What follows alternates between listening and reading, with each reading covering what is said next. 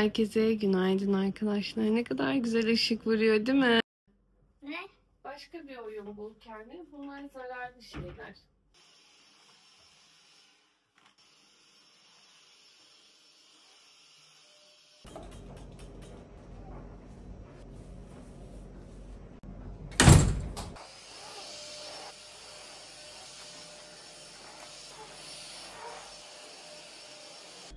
Anne.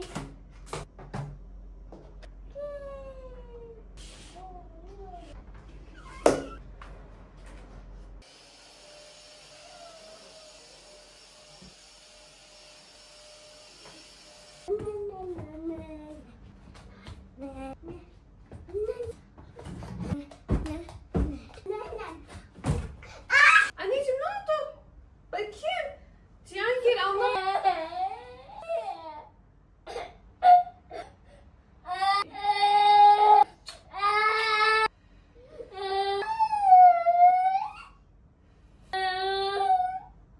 Nereye vurdu? Anlatsana bana, ne oldu? Oraya mı vurdun sen? Buraya mı vurdun? Öpeyim mi? İlaç sürelim mi? İlaç. Tamam sürmeyeceğim. Tamam sürmeyeceğim. Gel öpeceğim seni. Tamam. Hadi dönerken mi o? Getir. Oh.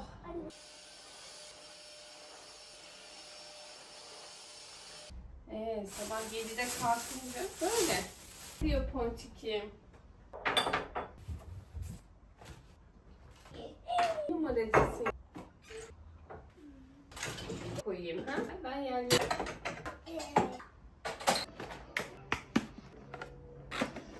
Arkadaşlarım az önce banyomda çok güzel foşurdattım. Onu Instagram'a çektim. Onun story boyutlarını burada video arasına ekleyeyim isterseniz. Şöyle her tarafı sildim.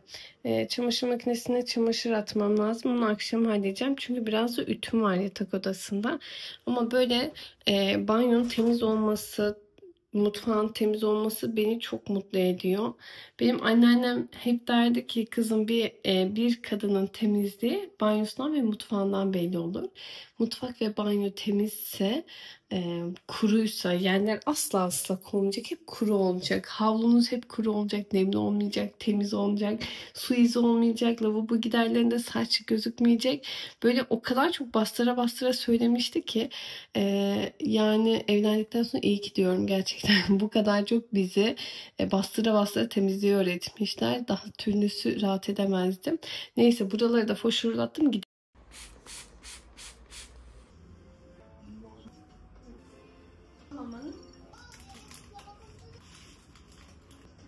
Bak ne yaptın öyle? Hayır. Hayır, az önce ayağını nasıl yapıyordun? Anne bak dedin ya bana. Göster bir nasıl yaptığını. Tamam. Miyavlar hadi, tamam, evde miyav ol ama dışarıda miyav yapma, gel. Hadi gel. Evet oğlum benim. Ellerinde pis oldu anneciğim. Gel. Yani başka bir şey almak istiyor musun? Ha? Bir tane poşet alabilir miyim?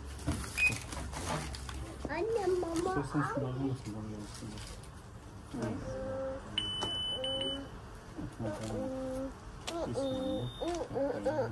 Yavrumu da yeni gönderdiler.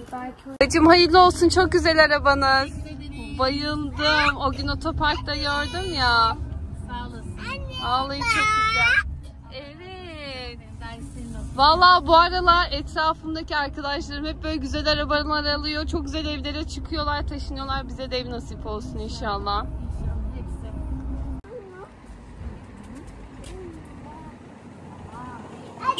Arkadaşlar çekim yaptığım gün karşılaştığım sofranın güzelliği. Gerçekten mis gibi kokular sarmıştı. Kuymak çok güzel kokuyordu ve çok güzel gözüküyor. Tereyağı da üste çıkmış.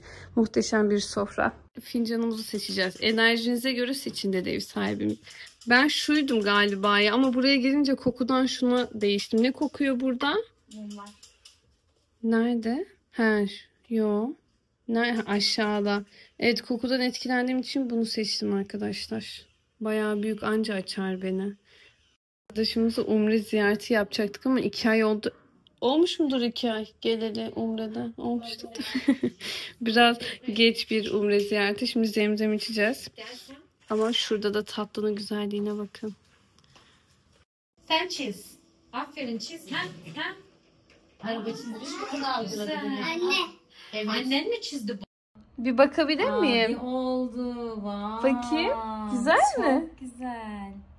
Mama. Bak. Bakayım. Mama mı? Helal Daha bacıma. çıkabilecek miyiz? Sıkıntı yok. Şuradakine, şu tarafına park edeyim. Orası daha geniş. Sola yaklaşmış.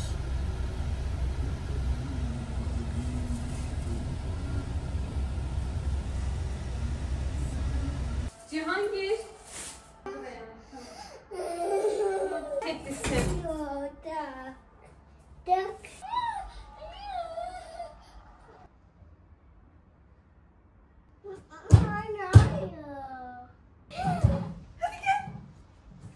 Hadi koş. Yat. İzleyeceksin, tamam mı?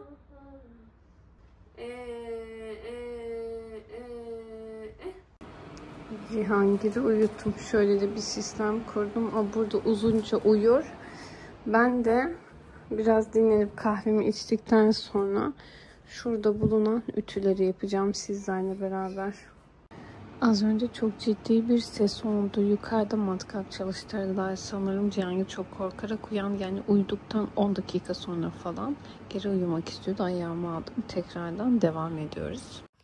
Arkadaşlar Cihangir tam 3 kere uyandı ve yanında yatarak uyutabildim onu. Şimdi kalktı. Şöyle tavuklu pilav, evet tavuklu pilav ve ayran koydum şunun içine. Onu da istedi. Bardağı koydum, benim bir suçum yok. O onu da içmek istedi. Gel anneciğim gel. Gel. O zaman Vida da benim. Al Defne. Vida senin mi olacak benim mi? Al Vida mı?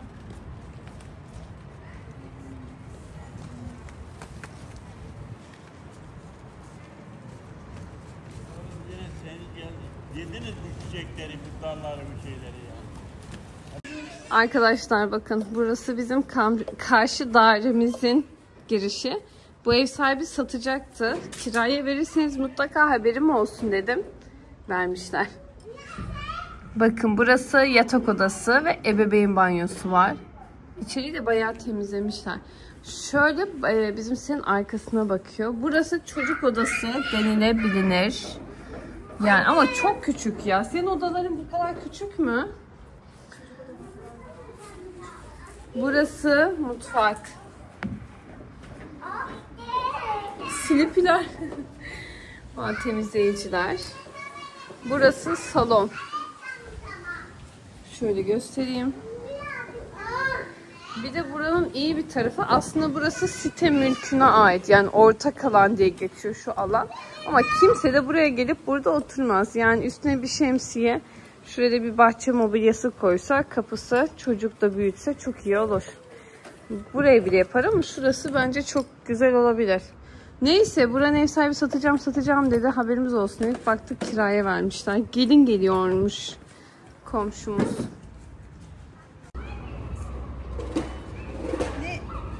Gel.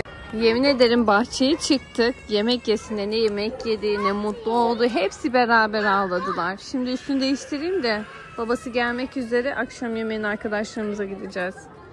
Arkadaşlarımıza geldik. Burası Büyükçekmece Güzelce. Şuradaki plaja bir türlü gelemedik. Hayatım aşağı. Burası değil miydi sol taraf? Soldu. Bu taraftı. Benim oğlum hiçbir şey yemiyor ya.